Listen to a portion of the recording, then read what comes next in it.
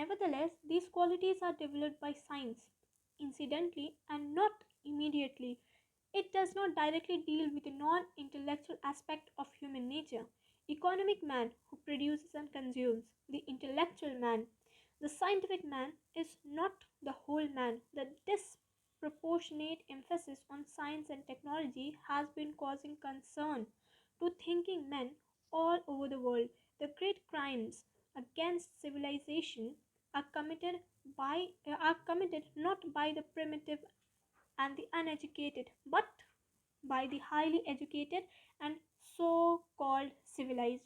सो यहाँ बोला जा रहा है कि ये जो क्वालिटीज़ है लोगों के अंदर, जो क्वालिटीज़ है, जैसे in the previous part we have learn about some qualities, those were hospitality, freedom from prejudice and open mindedness वगैरह वगैरह। तो वो सारी क्वालिटीज़ साइंस की तरफ से डेवलप की जा रही हैं, बट वो अचानक नहीं आ गई हैं। वो सारी क्वालिटीज़ वो धीरे धीरे over a period of time incidentally वो क्वालिटीज़ इंसान के अंदर आती जाती हैं। ठीक है, it does not directly deal, और ये डायरेक्टली नॉन इंटेलेक्चुअल एस्पेक्ट के साथ डील नहीं किया जाता। अब इन्होंने बताया कि इकोनॉमिक मैन जो एक इंसान होता है, जो इकोनॉमी मतलब पैसों से रिलेटेड उसका काम होता है, एक इंटेलेक्चुअल मैन होता है और एक साइंटिफिक मैन। अगर इन तीनों मैन को देखा जाए, इन तीनों मैन को देखा जाए, तो इन तीनों में अगर हम मॉरल वैल्यूज़ नहीं देखेंगे तो वो कभी भी एक होल मैन, एक मुकम्मल इंसान नहीं बन पाएंगे। तो यही बोला जा रहा है कि सिर्फ़ और सिर्फ साइंस और टेक्नोलॉजी के ऊपर जो हम एम्फेसिस, साइंस और टेक्नोलॉजी के ऊपर जो हम इतना ज़्यादा ध्यान दे रहे हैं, यही एक कंसर्न कॉज कर रहा है ऑल ओवर द वर्ल्ड। और इन्होंने लिखा है कि जो बहुत बड़े बड़े क्राइम्स है वो कमिट किए जा रहे हैं उन लोगों से नहीं कि जो अनपढ़ है या फिर जो अच्छे बैकग्राउंड से नहीं आ रहे हैं, बल्कि उन लोगों से ये सारे क्राइम्स कमिट हो रहे हैं जो कि हाईली एजुकेटेड है और जिन्हें हम सो कॉल्ड सिविलाइज्ड पीपल बोलते हैं। ठीक है, humanities. We come to the universities to be equipped with knowledge and the skill by which we will be able to help the building of our country. Are we doing it? Are the universities providing the right material for the nation building operation? Are they giving them the knowledge and skill which are essential for any kind of process? You come here to study sciences, to study humanities, to study theology also, which is not an unimportant science. Science itself is necessary because the wonders of science have transformed this world. अब इस topic में हम पढ़ रहे हैं, इस paragraph में हम पढ़ रहे हैं कि जब हम यूनिवर्सिटी में आते हैं तो हम यूनिवर्सिटी क्यों आते हैं? ताकि हम नॉलेज ले सकें और वो स्किल ले सकें जिस स्किल के हेल्प से हम अपनी कंट्री को एक बेहतर कंट्री बना सकें। बट क्या हम वो काम कर रहे हैं? क्या हम नॉलेज को उस तरीके से यूज़ कर रहे हैं? क्या यूनिवर्सिटीज़ हमें सही मटेरियल दे रही है जिससे हम एक नेशन को बेहतर तरीके से बिल्ड कर सकेंगे? क्या हमें जो नॉलेज मिल रहा है और हमें जो स्किल मिल रहा है वो किसी भी तरीके से यूज़फुल है? हम यहाँ पढ़ने आते हैं science, we come here to study sciences. हम यूनिवर्सिटीज़ में आते हैं साइंस पढ़ने के लिए, ह्यूमैनिटीज़ पढ़ने के लिए, थियोलॉजी पढ़ने के लिए, जो कि एक तरीके से ज़रूरी टॉपिक्स है। ऐसा बोला नहीं जा सकता कि वो अनइम्पॉर्टेंट साइंसेस है। ठीक है, हम ये जो टॉपिक्स पढ़ रहे हैं साइंस, ह्यूमैनिटीज़ और थियोलॉजी, ये एक इम्पॉर्टेंट साइंस है। साइंस खुद में ही बहुत ज़्यादा ज़रूरी है क्योंकि साइंस के बदौलत हम दुनिया को एक बेहतर दुनिया में ट्रांसफॉर्म कर सकते हैं।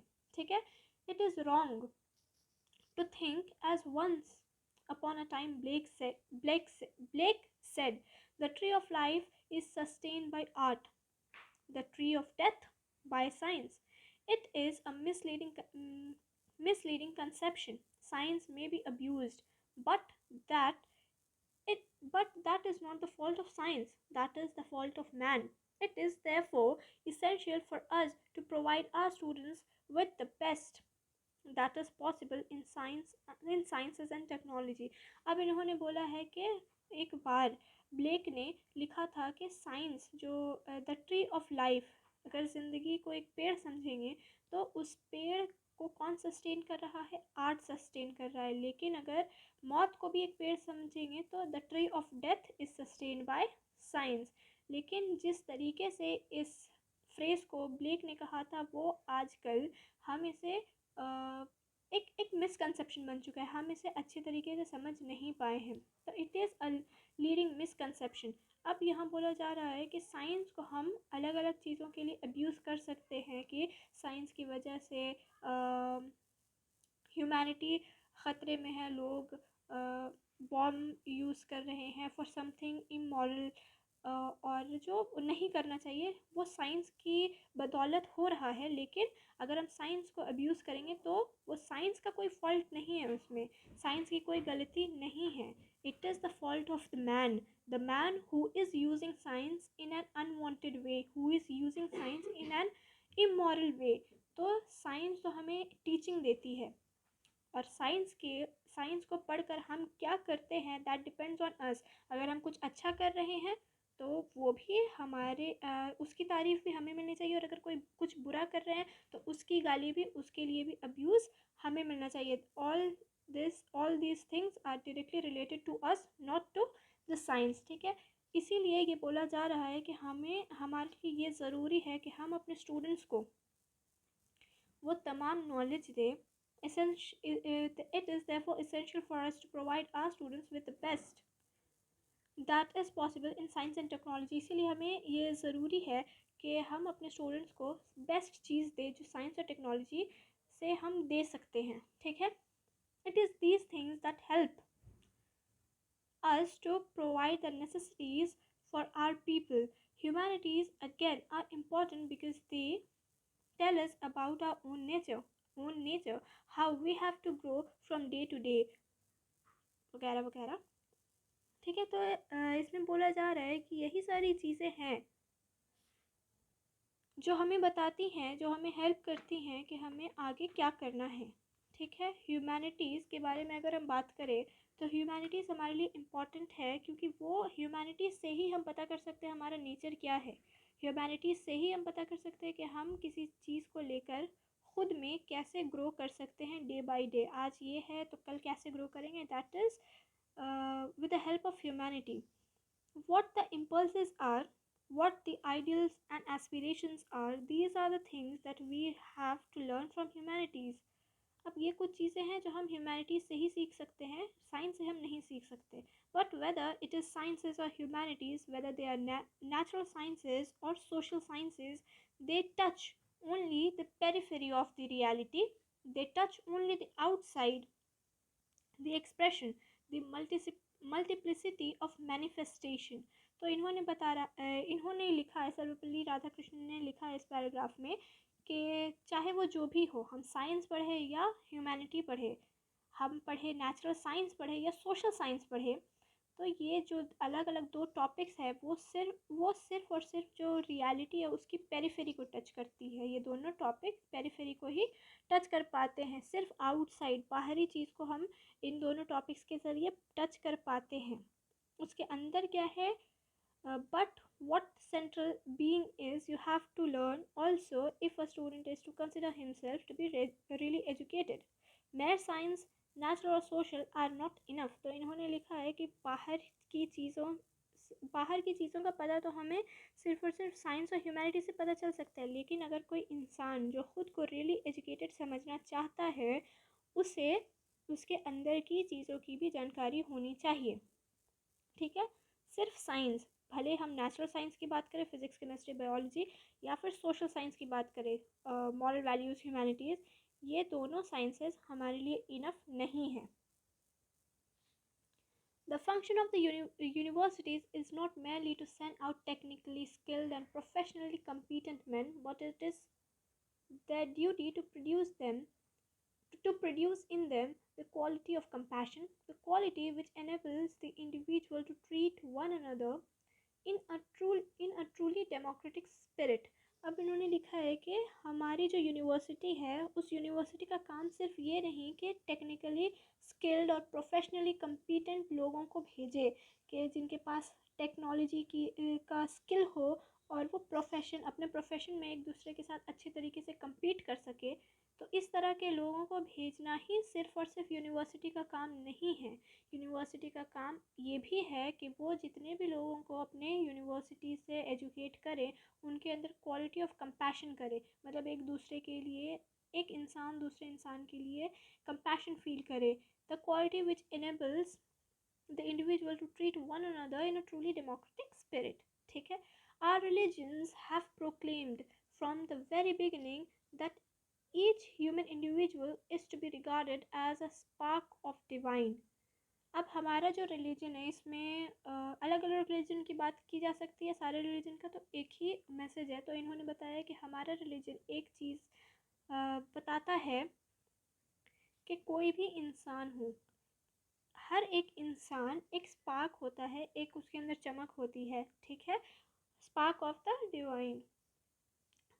तत्वम असि, दैट आर्ट दो is the teaching of the Upanishad.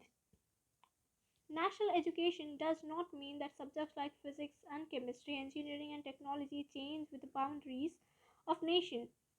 It means that there is a national heritage, a tradition of values into which the students should be initiated.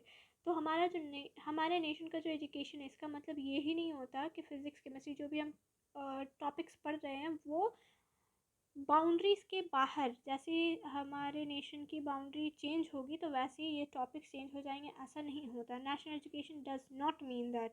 It means, ये बताता है कि जो हमारा नेशनल हेरिटेज है, हमारी जो ट्रेडिशनल वैल्यूज़ है, into which the students should be initiated. ये बताता है कि हमारे पास नेशनल हेरिटेज है, हमारे पास अपने कुछ कुछ वैल्यूज़ हैं और उन चीज़ों में स्टूडेंट को एक इनिशिएटिव लेना चाहिए। इंडिया सिर्फ और सिर्फ एक जोग्राफिकल एब्स्ट्रैक्शन, एक जोग्राफिकल लोकेशन नहीं है, बट वो तो खुद में ही एक लिविंग स्पिरिट है। जैसे हम कहते हैं ना, unity in diversity is the biggest example of India, India is the biggest example of unity in diversity. तो इन्होंने यही लिखा है, यही बताना चाह रहे हैं कि एक सिर्फ और सिर्फ जोग्राफिकल एब्स्ट्रैक्शन नहीं है, बल्कि ये एक लिविंग स्पिरिट है। द स्पिरिट जिसके अंदर सारी चीज़ें, आप जितनी भी चीज़ों की डिमांड करेंगे वो तमाम चीज़ें आपको इस इंडिया, इस जोग्राफिकल लोकेशन में मिल जाएंगी। The outlook associated with a country has been a spiritual one, that there are higher laws of the universe than those studied by science and technology, that the world is more than what we see, feel, touch and measure. अब इन्होंने लिखा है कि जब हम अपने country को देखते हैं तो एक स्पिरिचुअल साइड भी हमें नज़र आता है, ठीक है। और इन्होंने बताया है कि जो चीज़ हम देखते हैं इस दुनिया में, जो चीज़ हम देखते हैं, जो चीज़ हम फील करते हैं, जो टच करते हैं और जो चीज़ को हम मेजर करते हैं, उसके बियॉन्ड भी, उसके बाहर भी एक और दुनिया है। Two principal features of the modern world are that we are members of one another, ठीक है, एक दूसरे के हम मेंबर है, एक दूसरे के कंपेनियन हैं। There is no decree of God or man which compels us to be sick and hungry, poor and employed, और कुछ भी ऐसा कोई पावर नहीं है कि जो हमें कंपेल कर सके कि हम बीमार हों, भूखे हों, पुअर हो या फिर बेरोज़गार हों, पुअर गरीब, ठीक है। और इसमें ये बताया जा रहा है कि अगर हमें एक सिविलाइज सोसाइटी, जो नहीं, अगर नहीं, जो स्ट्रॉन्ग लोग हैं, वो जो मज़बूत लोग हैं वो कमज़ोरों की मदद करें, और अगर ये करेंगे तभी हमारा जो एक सिविलाइज नेशन होगा, सिविलाइज एग्जिस्टेंस होगा, उसका एक फाउंडेशन हम तभी बना पाएंगे जब कोई भी स्ट्रॉन्ग वीक की मदद करेगा, ठीक है। As the Bhagavad Gita has it, we should aim at wisdom as well as knowledge. हमें चालाकी पर तो ध्यान देना ही चाहिए, मगर हमें नॉलेज, जानकारी पर भी ध्यान देना चाहिए। I don't know what it is written. There is misprinting here. Okay.